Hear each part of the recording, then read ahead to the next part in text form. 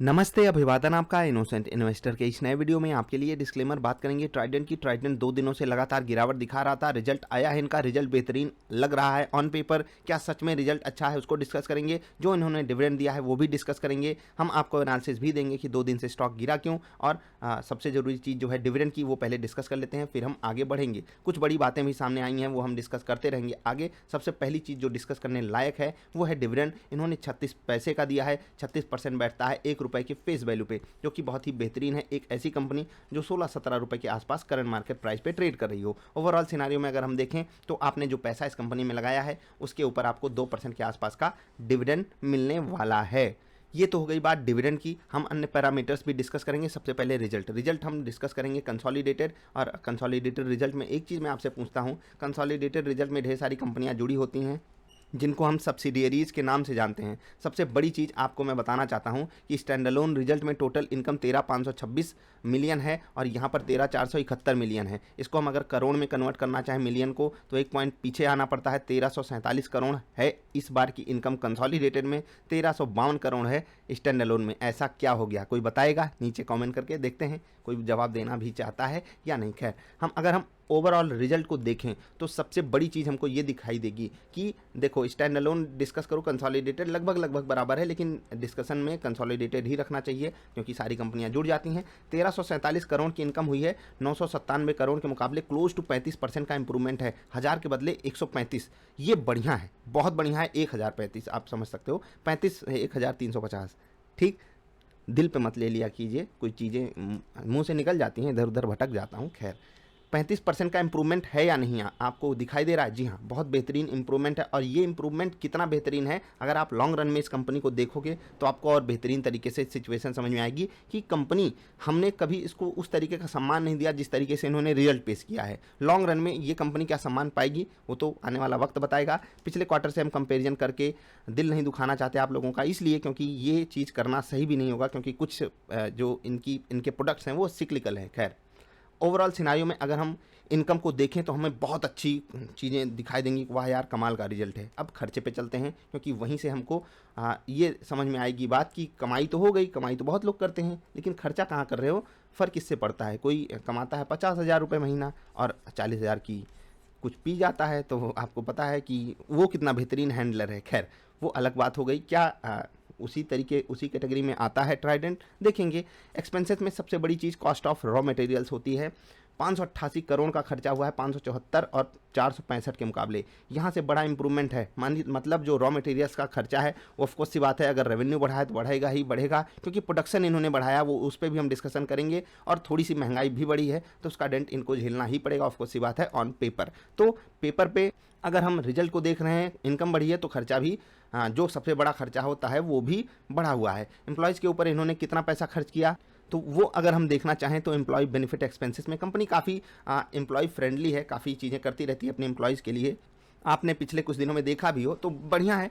खर्चा भी इन्होंने एम्प्लॉयज़ के ऊपर बढ़ाया है, जो कि मुझे अच्छा लगा। अगर आप देखोगे तो कंसोलिडेटेड में आप आते हो यहाँ पर, जी हाँ, यहाँ पर आते हो, 169 करोड़ इन्होंने खर्च किया, जो कि बहुत बेहतरीन है। 164 करोड़ के मुकाबले 5 करोड़ खर्चा यहाँ से बढ़ गया। और 141 करोड़ इन्होंने खर्च किया था पिछले साल के इस क्वार्टर में, जो कि बहुत ज़्यादा बेहतरीन है। मतलब कंपनी अपने एम्प्लॉयज़ के ऊपर खर्च कर रही है, ह्यूमन रिसोर्सेज पे बिलीव कर रही है, जो कि बहुत अच्छी चीज़ है। और इनकी एक तरीके से हम ये भी कह सकते हैं मजबूरी है, क्योंकि इन्होंने अपने प्रोडक्शन वगैरह को बढ़ाया है।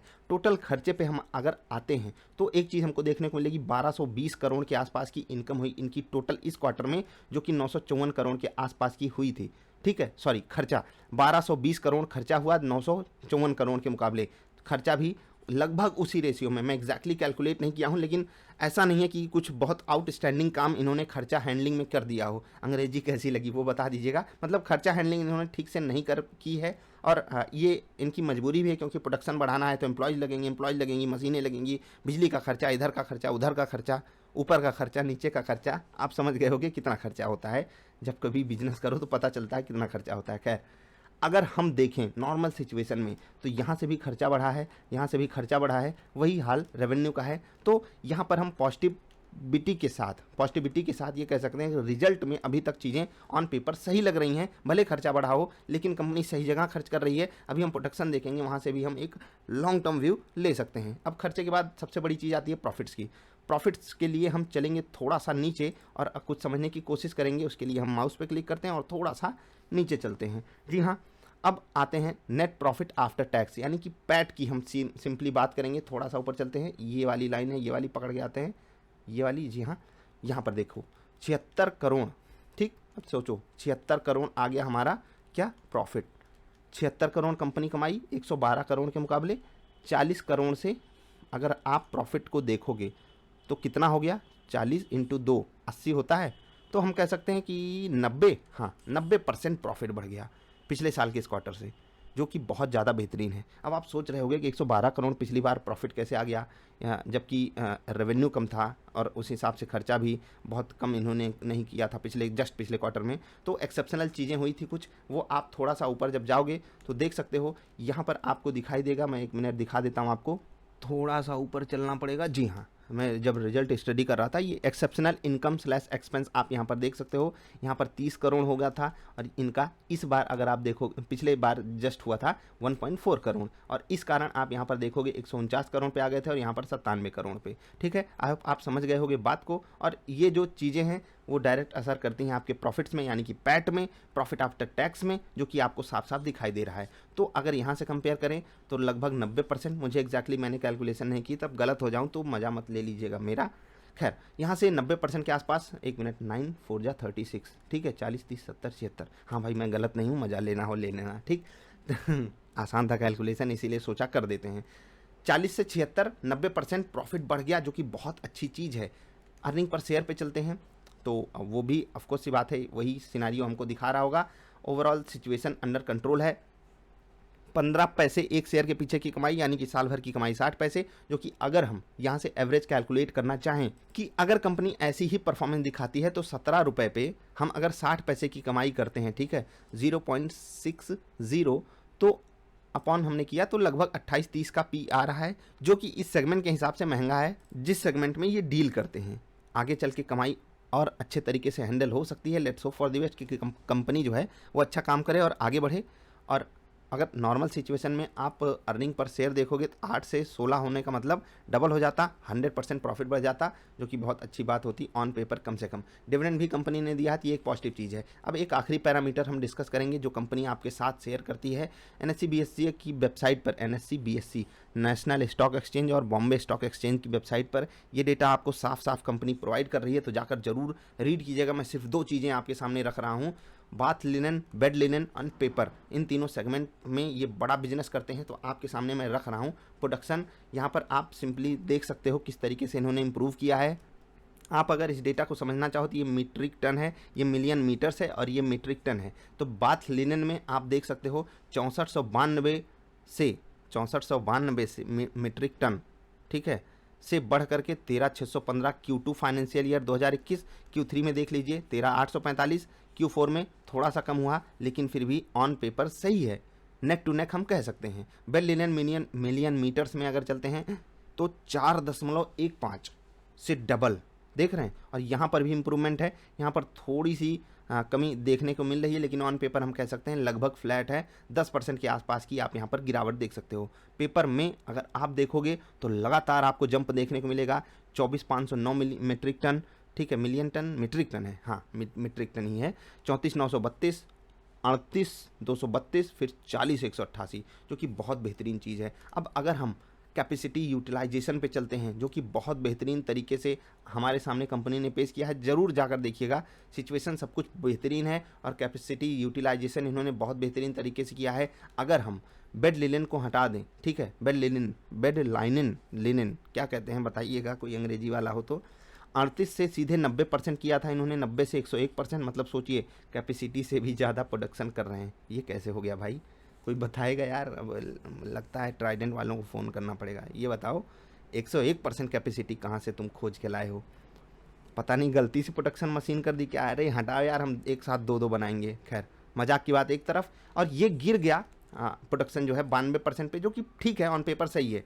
अगर आप बाथ लिनन की बात करो, अभी यहाँ पर काफ़ी स्कोप है इंप्रूवमेंट का। पेपर लगभग 92% का यूटिलाइजेशन हो रहा है। Let's hope for the best की कंपनी यहाँ पर और इम्प्रूवमेंट करे, अपनी मशीनरीज को और अपग्रेड करे, नई नई मशीनरीज लाए और बेहतरीन तरीके से इम्प्रूवमेंट हमको रिजल्ट में आने वाले दिखाई दे। तो ऑन पेपर सब कुछ हमें अच्छा ही लग रहा है, मिक्स्ड सा कुछ नहीं है। मतलब कि कंपनी को जिस तरीके से हम सम्मान पाते हुए देख रहे हैं पिछले कुछ महीनों में, उस तरीके से रिजल्ट भी इन्होंने बेहतरीन पेश किया है। और क्योंकि बेहतरीन रिजल्ट आया है, इससे पहले जो मोमेंटम आया था, ऑफकोर्स सी बात है कि वो उसी बेस पे आया था। ठीक है, हम थोड़ा सा मिटा लेते हैं। आप यहाँ पर अन्य चीज़ें भी जाकर पढ़ सकते हो, पैरामीटर्स सारे इन्होंने डिस्कस किए हैं। जो अभी हमने रिजल्ट डिस्कस किया उसकी हाईलाइट्स भी आपको यहाँ पर दिखाई देगी। सारा का सारा एक्सप्लेनेशन इन्होंने दिया है। जिनके पास क्वांटिटी है वो ज़रूर जाकर यहाँ पर पढ़ेंगे इस डेटा को। अगर आप कहोगे तो हम कोशिश करेंगे इस पर एक्सप्लेनेशन देने की। अगर हम डिविडेंड की बात करें तो 36 पैसे 2% का डिविडेंड बहुत बेहतरीन चीज़ है इस कंपनी के लिए। 2% इन्होंने डिविडेंड भी दिया है। अब हम चलते हैं चार्ट पेपर पर, जी नहीं चार्ट पर, और समझने की कोशिश करते हैं कि स्टॉक जो है इतने अच्छे रिजल्ट से पहले गिरा क्यों।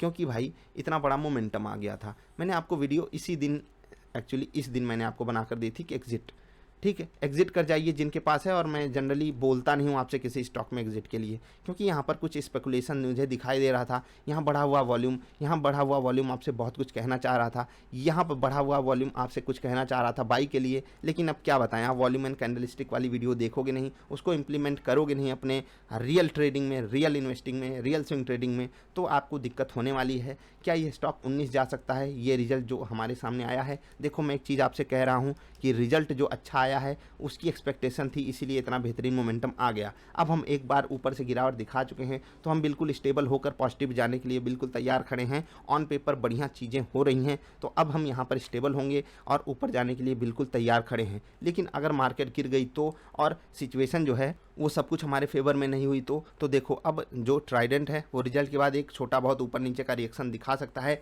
बहुत ज़्यादा चांसेस है कि ये बहुत ऊपर ना जाए, बहुत ऊपर नहीं जाएगा, लेकिन अब रुकने का समय आ गया है। थोड़ी बहुत और गिरावट, ये जो लोज अभी रिसेंटली बने हैं उनको कम से कम अपने कारण से तो ये नहीं तोड़ने वाला। अब बाजार का कारण अलग से आ जाए तो वो हम नहीं कह सकते। 2% का डिविडेंड बेहतरीन है, आप उसको एंजॉय कर सकते हो। कंपनी का शेयर आप लेकर बैठे रह सकते हो। मैं इस कंपनी में बुलिश था काफ़ी दिन पहले, मैंने आपको एक वीडियो भी बनाकर दी थी जब ये 7-8 रुपये पे ट्रेड कर रहा था। उस वक्त मैंने कुछ अच्छी बातें डिकोड की थी और वही चीज़ मैंने आपके साथ शेयर की थी। खैर, स्टॉक उसके बाद काफ़ी ऊपर आया है और आप अगर देखोगे ऊपर से एक बड़ा करेक्शन आपको दिखाई दिया था जस्ट पिछली बार भी रिजल्ट के पहले, ठीक है। और फिर स्टॉक जो है अपर रेंज में ही ट्रेड करता रहा। Let's hope for the best की इस बार भी वही सिनारियो बन के आए। मैंने आपको सही समय पे वार्निंग भी दी थी इस स्टॉक से ऊपर के लेवल पे एग्जिट करने के लिए। अब जिनको फिर से एंट्री लेनी हो, भाई जो लोग मेरे कहने पे यहाँ पर एग्जिट किए हो, आप यहाँ से ऊपर ही कहीं एग्जिट किए होगे। अगर मेरा कहा माने होगे और नहीं एग्जिट किए होगे तो वो आपकी पर्सनल चॉइस है। एवरेज करने के लिए इनका जो रेट है वो 15 रुपये 50 पैसे से पहले तो कुछ है नहीं। अगर ब्रेकआउट होता है तो आप ब्रेकआउट पे ट्रेड ले लो। लॉन्ग रन के लिए 15 रुपये 50 पैसे से बेटर रेट आपको नहीं मिलेगा। तो क्या मैं वहाँ तक गिरावट रिसेंट डेज में देख रहा हूँ? हाँ देख रहा हूँ, लेकिन वो अचानक से हो सकता है ना आए, क्योंकि रिजल्ट ऑन पेपर बहुत बेहतरीन है। क्योंकि पहले से ही ऐसी एक्सपेक्टेशन थी, तो कुछ खास यहाँ पर बातें डिकोड नहीं की जा सकती। आई होप आप स्मार्ट डिसीजन लोगे। इससे पहले वाली जो वीडियोज़ हैं हमारी ट्राइडेंट पे वो ज़रूर देखिएगा। हम मिलेंगे फिर से वीडियो देखने के लिए। आपका बहुत बहुत आभार। कोई चीज़ छूटी हो ज़रूर बताइएगा, हम नीचे कमेंट करके उसका जवाब देने की या फिर उस पर वीडियो बनाने की कोशिश करेंगे। नमस्कार।